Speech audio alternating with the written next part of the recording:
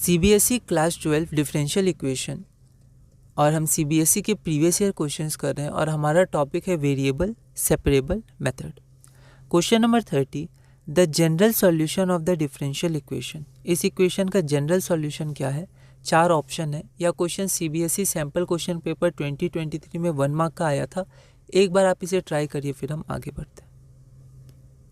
सबसे पहले हमने गिवन डिफरेंशियल इक्वेशन लिख दिया है ना, ये डी है तो आप अच्छे से बनाइएगा। y dx minus x d y is equal to 0।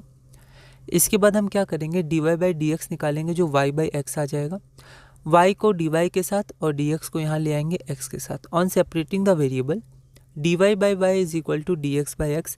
Integrate करेंगे तो यहाँ log y आएगा, आप mod y भी लिख सकते हैं, पर यहाँ मैंने y लिखा है log y, log x और c।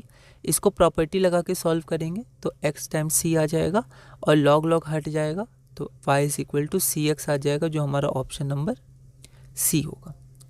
ये हमारा अगला क्वेश्चन है, question number 31। How many arbitrary constants are there in the particular solution of differential equation. तो हमारे पास ये गिवन डिफरेंशियल इक्वेशन है और एक कंडीशन दी है, हमें बताना है कि इसका जो पर्टिकुलर सॉल्यूशन है, क्योंकि कंडीशन दी है तो c की वैल्यू आ जाएगी, तो इसके पर्टिकुलर सॉल्यूशन में कितने आर्बिट्ररी कॉन्स्टेंट्स होंगे। तो ये इस टॉपिक का लास्ट क्वेश्चन है, ठीक है। यह question CBSE sample question paper 2021 में 1 मार्क का आया था। लैंग्वेज क्वेश्चन है, एक बार आप इसे ट्राई करिए, फिर हम आगे बढ़ते हैं। तो यहाँ पर हम देख सकते हैं कि यहाँ पर पर्टिकुलर सॉल्यूशन अगर है तो जनरल सॉल्यूशन नहीं होगा। जनरल सॉल्यूशन में कांस्टेंट आता है आर्बिट्ररी कांस्टेंट, जैसे c1 या k। तो जब यहाँ पर पर्टिकुलर सॉल्यूशन बोल ही दिया गया तो आर्बिट्ररी कांस्टेंट तो 0 हो जाएगा, ठीक है।